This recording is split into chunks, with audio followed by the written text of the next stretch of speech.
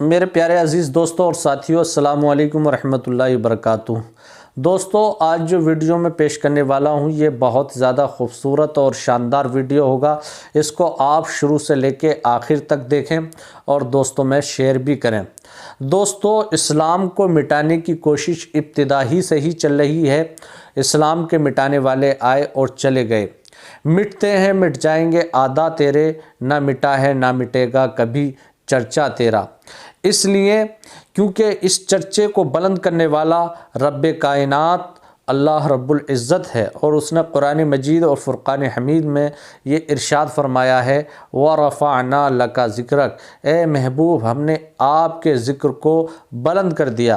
اور دوسری جگہ اللہ تبارک و تعالی قرآن مجید و فرقان حمید میں ارشاد فرمایا کل من علیہا فان وَيَبْقَى وَجْهُ رَبِّكَ ذُو الْجَلَالِ وَالْإِكْرَامِ، یعنی دنیا اور دنیا میں جو کچھ ہے سب کچھ مٹ جائے گا اور باقی رہے گی اللہ پاک کی ذات۔ اور ایک تفسیر یہ ہے کہ باقی رہے گا رسول پاک صلی اللہ تعالیٰ علیہ وسلم کا چرچا اور ذکر۔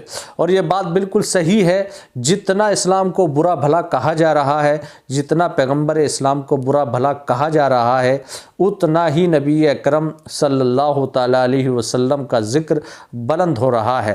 ابھی حال ہی میں 23 دسمبر 2021 کو روس کے راشٹرپتی پوتن نے ایک بیان دیا ہے، اور انہوں نے اپنے بیان میں یہ کہا ہے کہ پیغمبر اسلام کی شان میں گستاخی کرنا اور مذہب اسلام کو برا بھلا کہنا، مذہب اسلام کے ماننے والے مسلمانوں کو برا بھلا کہنا، یہ مذہبی آزادی کے خلاف ہے۔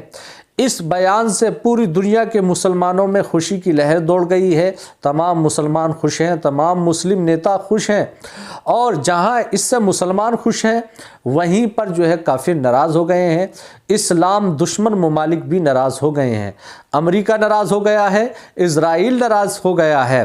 یہ حقیقت بات ہے کہ آپ کا چرچا ہوتا رہا ہے اور ہوتا رہے گا، اور صبح قیامت تک حضور کا چرچا ہوتا رہے گا۔ اس بیان کو لے کر کے تمام مسلم نیتاؤں نے سواگت کیا ہے اور یہ کہا ہے کہ اس بیان کو سب سے زیادہ پھیلایا جائے، کیونکہ یہ بیان اسلام فوبیا کو مٹانے کا اہم رول ادا کرے گا۔ تو دوستو، اگر یہ ویڈیو آپ کو پسند آیا ہو اور شیئر کریں، لائک بھی کریں اور کمنٹ بھی کریں، اور ہمارے چینل کو سبسکرائب بھی کریں۔ السلام علیکم ورحمۃ اللہ وبرکاتہ۔